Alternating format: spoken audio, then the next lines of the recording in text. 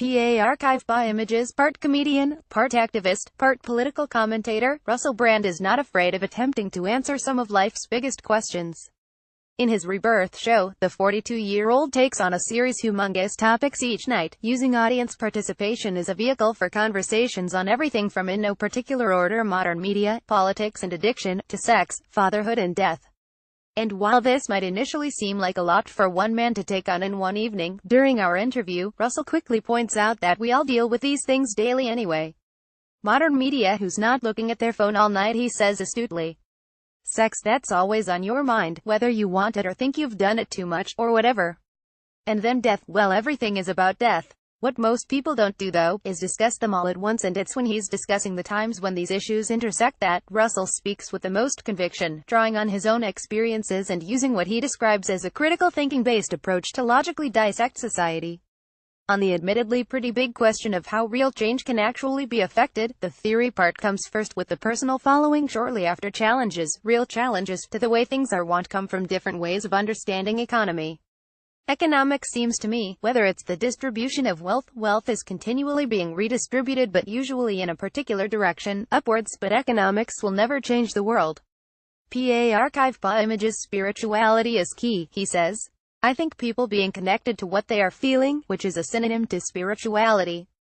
If you live in a city, you'll see that moment to moment. What are you actually doing? What are we doing in this moment? Why are we in that office? Or why did we get on that train? Whose idea was it really? When you go past a renovated hotel in Russell Square, you know it's going to be renovated into another nice hotel or nice flats. If you hear, oh no, it's being turned into social housing, people would say, my God, that's amazing. On modern media and addiction, Russell quickly answers the question of what's missing from newspaper articles about the latter, declaring compassion, altruism and solution-based thinking. Addiction is about cycles and patterns. Most people who are involved in addictive behavior want to change it, and they want to solve a problem. Most people that are taking drugs are doing it because they need to feel better. It should be covered from the perspective of looking for a solution.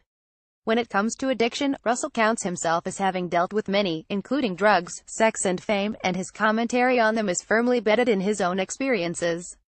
In the end, the objects become irrelevant, he says. It's the subject that's important, the sense of attachment we have to external things. It's the feeling in your belly, it's the same. They're all hard to deal with.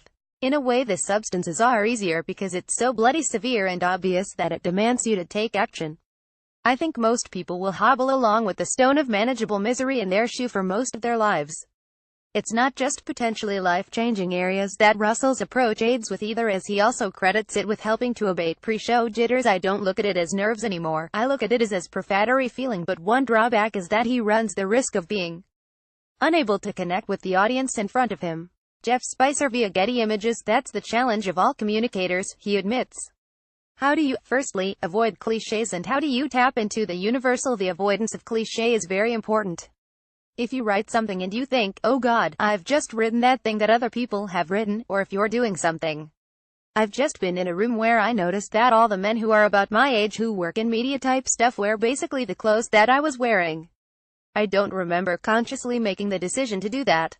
Referencing his recently released self-help book, Recovery, Russell continues, so much of what we do is unexamined, so I suppose what I'm saying is, the reason I believe in this book, this program, this way, is because if I'm tuned in to what I truly am, I'm an okay guy.